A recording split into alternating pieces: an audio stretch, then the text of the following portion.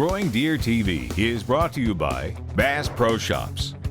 Also by Reconics, Trophy Rock, Gallagher, Muddy Outdoors, Eagle Seed, Nikon, Winchester Ammunition, Redneck Hunting Blinds, Derby City Turkey Calls, Dead Downwind, Ansman, and Antler Dirt.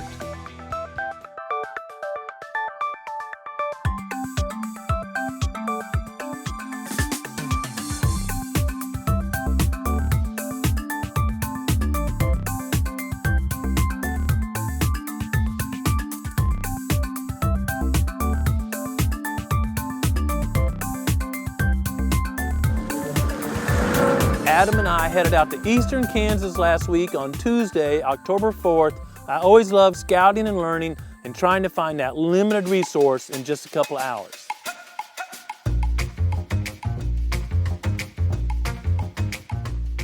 As we're walking around, it turned out there were acorns almost everywhere and scat distributed throughout the property, so it didn't look like food was going to be a limited resource where we could find a bottleneck and hunt. As I often do, the first stand we hung is what I call a scouting stand. Offers a pretty big view, not really in kill shot unless the deer happens to walk by.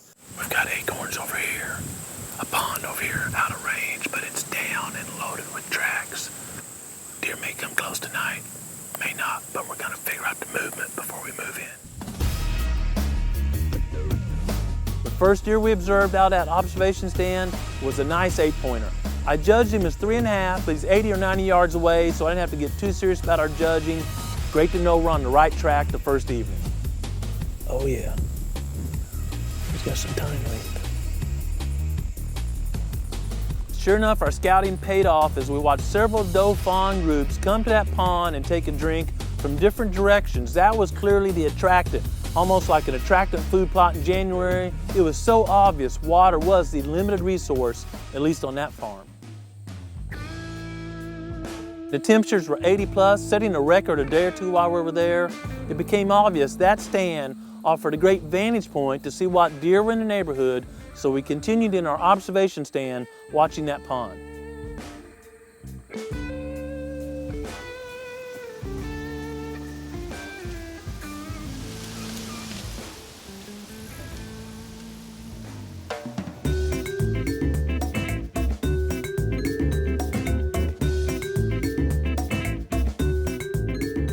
It became so obvious that water was a limited resource, we moved our stand even closer to the pond.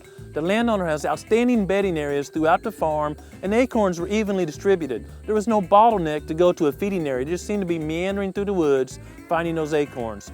Water's the source, and we got within striking distance.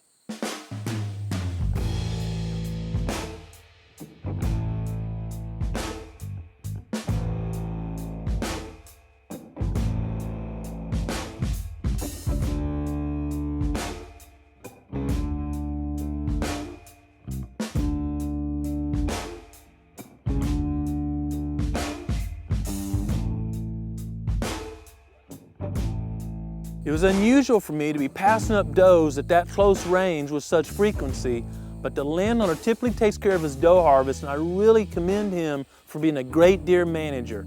But I gotta tell you, I was missing that doe tag.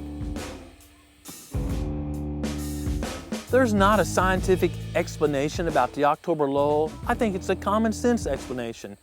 Somewhere during early to mid-October, in most areas, if there's any acorns at all, they start falling. And the deer changing hormones, shifting habitats, and a new food source come on the scene. When they're eating acorns, they can literally bed and eat within a few yards of each other. Therefore, hunters just don't see a lot of deer activity.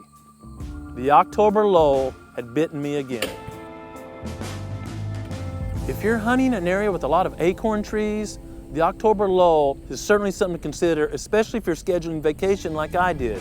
If you're gonna take vacation, I would head to the Dakotas or Nebraska, somewhere where there's more ag and not many acorn trees. Make sure those deer are moving quite a distance from food to cover.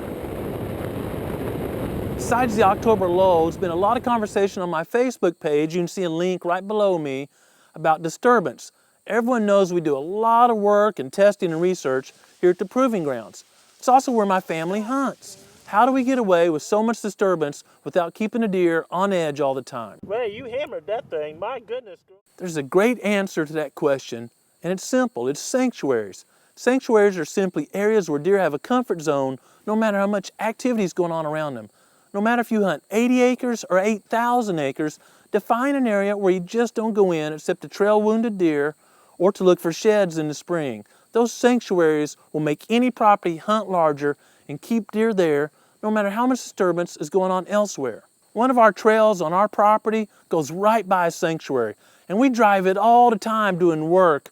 But because there's a sanctuary next door, the deer are totally comfortable. Check out all these Reconyx images during the daylight in the October lull of deer coming and going right next to this road with our pickup going by every single day. There's a sanctuary right there, and the deer don't care. Pickup goes by, they step out of the way, come right back out. Sanctuaries make any property hunt better.